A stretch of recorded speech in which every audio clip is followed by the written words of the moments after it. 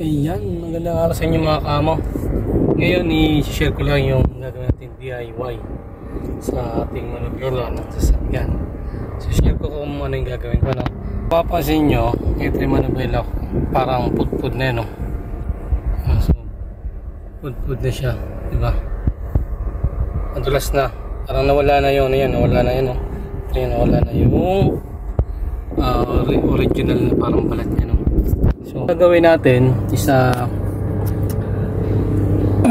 ibigyan natin siya ng solusyon kung ano yung magandang paraan. So meron akong dalawang tape. Ayan, dalawang tape na to. Gagawin natin, ipabalot natin para hindi siya maging madulas. Kasi ngayon naging madulas siya, no?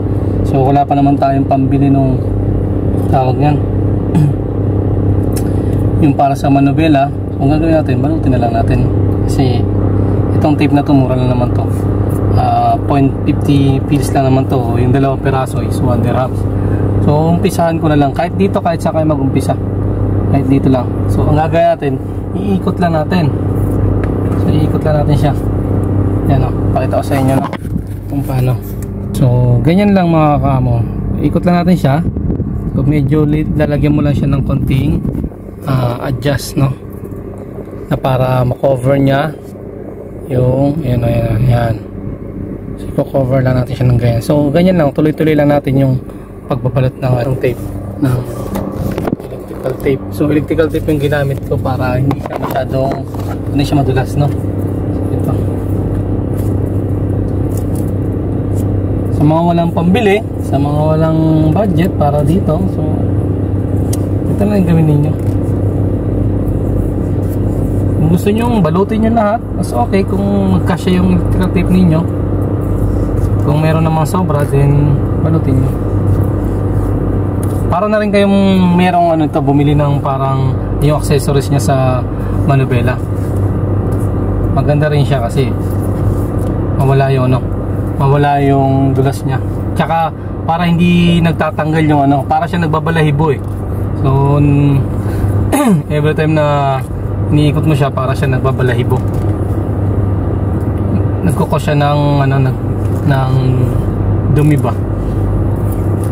So kaya ngayon gagawin natin, babalutan lang natin siya ng electrical tape. Makikita nyo naman, no? O ayan, nakikita nyo, palapit na ng palapit. Ayan.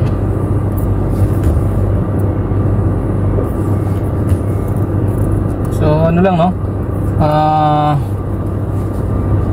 bigyan ko lang ng tips, no. Itong sasakyan na gamit ko hindi naman sa akin, no. Ito ay sa company. So ito yung pinagamit sa akin ng company para may service ako dito sa UEA. So mabait naman yung aking amo kahit pa paano.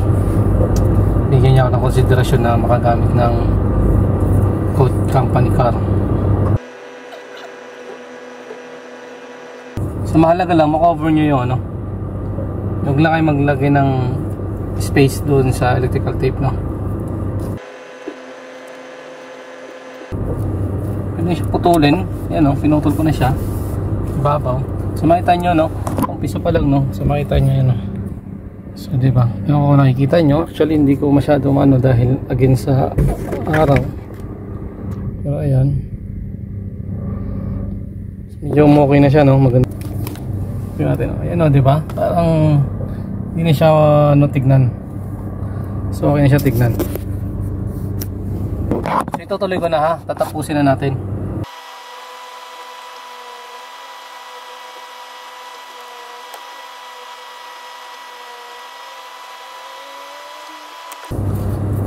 Nakita nyo, isang tape pala yung naubos ko, pero alas ano ko na siya, mabuo ko na, oh.